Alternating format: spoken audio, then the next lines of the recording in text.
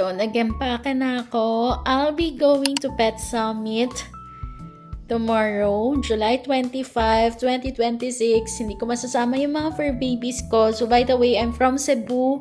Lilipad lang ako para pumunta ng Pet Summit. So, tara, samahan niyo ako. Let's go! Boy, babies!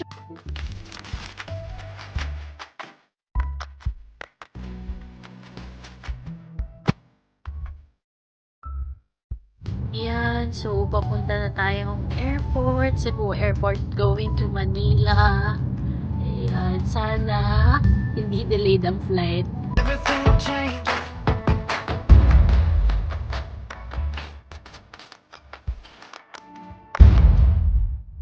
So 9 AM na, papunta na tayo sa venue which is yung SMX Convention Center. Kaya nag-angkas na lang tayo papunta. Tara! And we're here at SMX. Grabe, ang dami ng tao. Magta 10 AM pa lang ha, pero ganyan na kadami yung tao ngayon. It's a 3-day event and napili ko talagang pumunta ng Saturday.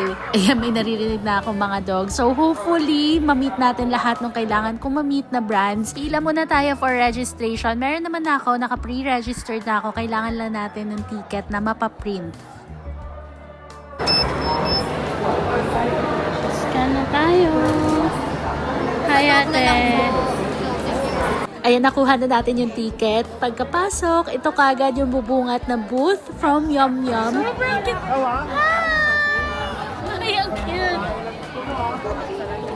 Actually, part of me nang hinayang na hindi ko masasama yung dogs ko or kahit isa man lang sa kanila. Pero okay na din pala kasi medyo madami talagang tao that day.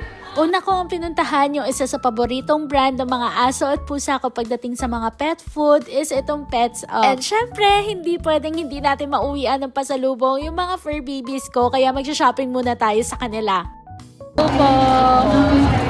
On to our next stop, Luscious Recipe. And look, ang saya lang naabutan namin si Miss Jersey ng Luscious Recipe. Ang nice lang talaga na finally na-meet ko na din siya personal. At syempre, hindi pwedeng hindi tayo magsha-shopping kasi isa talaga to sa pinagkakatiwalaan kong brand. Nakakatuwa kasi meron pala silang bago, itong Wild Lava ng Wild Cat at itong Wild Milk. So, kumuha din ako para sa mga cats ko. Excited na ako mapatry sa kanila yan. Ito naman yung Meat Fresh, pwede sa dogs and cats. Ito, nagustuhan siya ng mga fur babies ko kasi para talaga siyang lutong ulam. Tingnan nyo, oh, ang amazing. Medyo pinigilan ko pa yung sarili ko na to kasi inaalala ko kung paano ko siya mauuwi sa Cebu. So, ayan, umabot tayo ng 5,000 plus dito sa Luscious Recipe.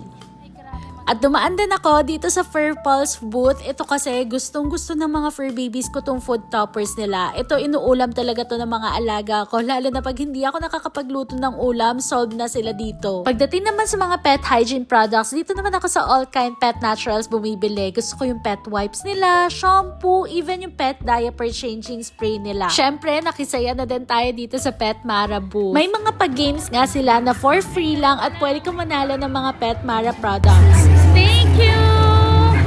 Medyo hindi nga lang tayo sunerte kaya bokya tayo dito sa spin a wheel nila. Hi po!